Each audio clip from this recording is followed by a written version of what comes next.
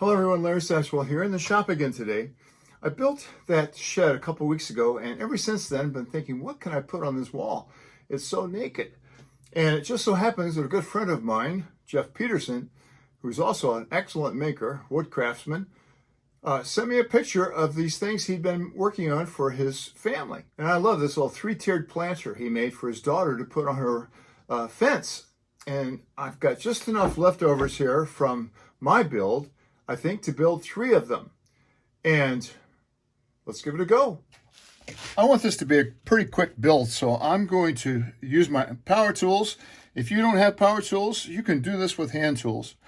But I'm going to make this first box 16 inches. So I've got 2 sides and a bottom here.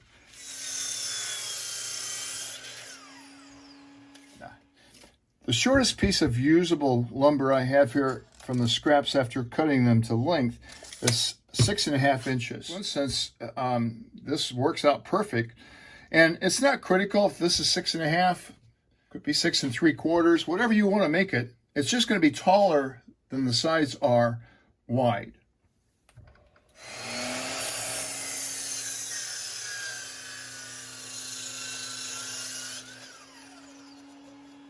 This is all treated lumber, so it's going to go right into the trash. At Lowe's the other day, I picked up this 100-foot roll of sisal rope. It's rustic-looking rope. It's good for 44 pounds, so that should be plenty. I'm going to make mine a little bit different than Jeff did. I'm going to bring it down from the outside and into the bottom.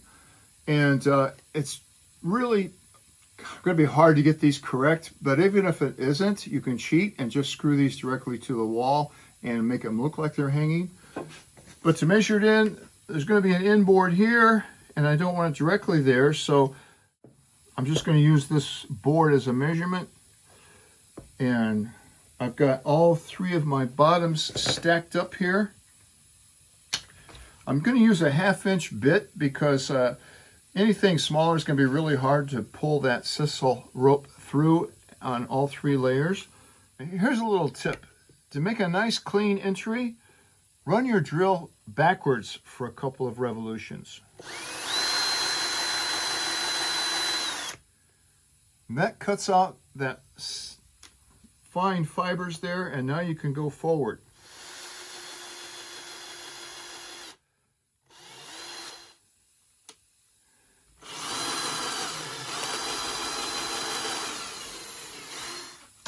Now I can turn these around. I'm going to use the top one here as a template. Line them up again.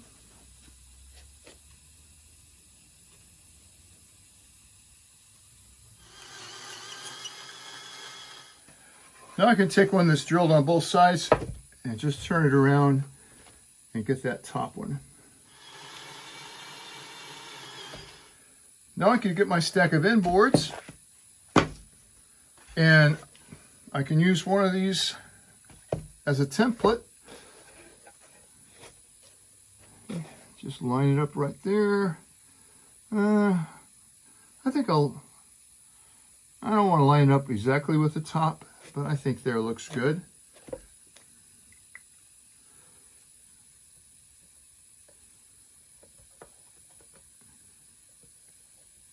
They'll line up with the bottom, and I'm going to drill one here and then use it as a template just like I did.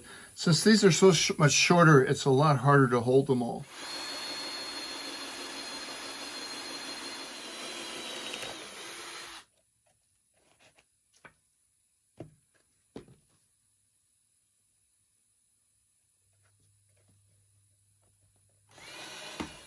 Nothing to see here, folks.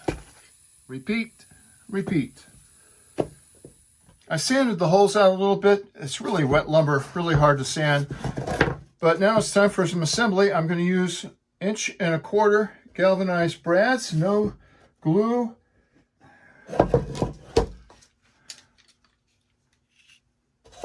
First one's always hardest to get lined up.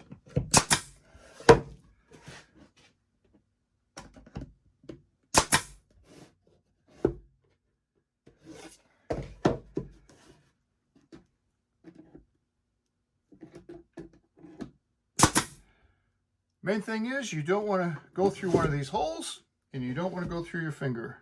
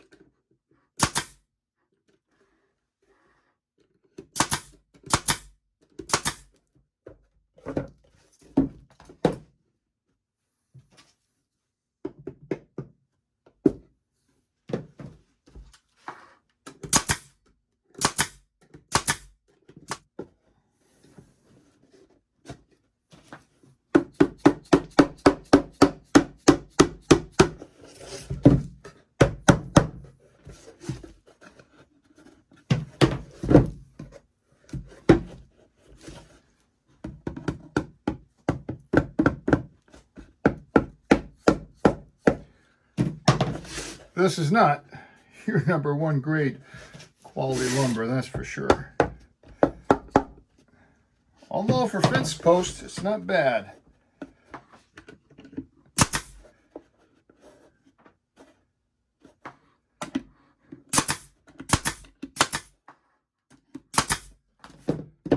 And voila, just like that, it's done.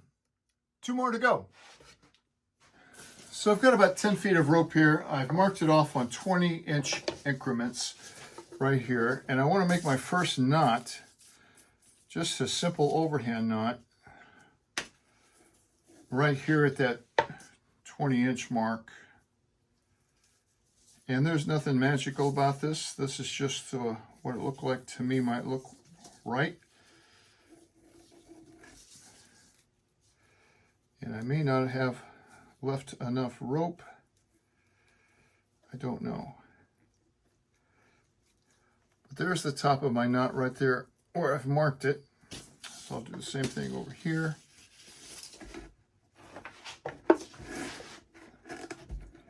And I can pull that out.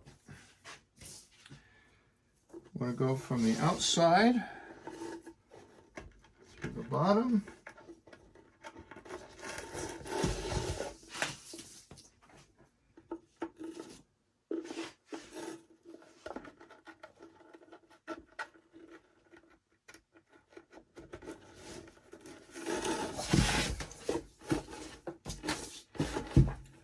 And again, they're on my 20-inch mark.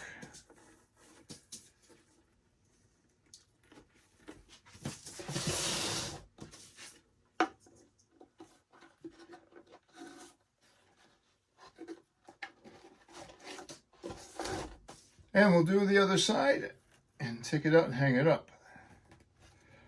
I'm sure there'll need to be some adjustments made. I think it looks pretty good there. Maybe put it up a little bit higher.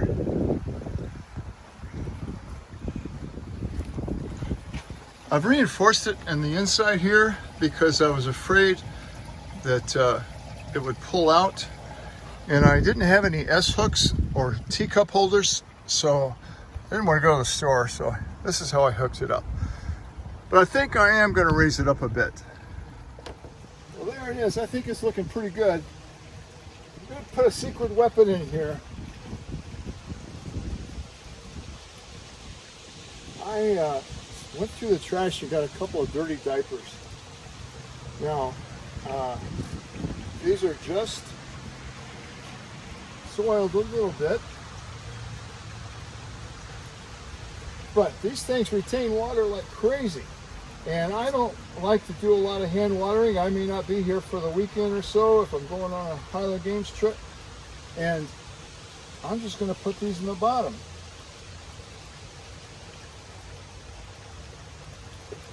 I'll never put edible food in this because of the treated lumber.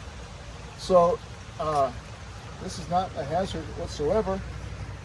When I was at Lowe's, I was able to score half-price tray of pansies. You can't beat Lowe's when they go to throw something out. Sometimes it's just not savable, but most of the time it's pretty good stuff. So I've got potting soil for containers. There's no drainage holes in here. I want this to retain water as long as it will.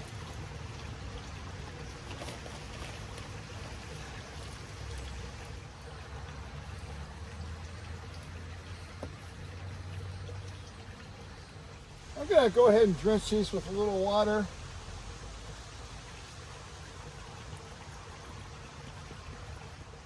They're not going to look great for a couple of weeks, but after that, they're going to shine like the full price ones.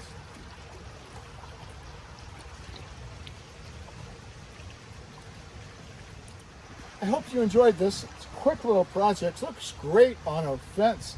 A lot of privacy fences around. Instead of planting shrubs like Jeff said, which take a lot of maintenance, these are movable. You can change them year to year, make different designs. Great feature on the small patio. Thanks for watching. Garden update coming soon.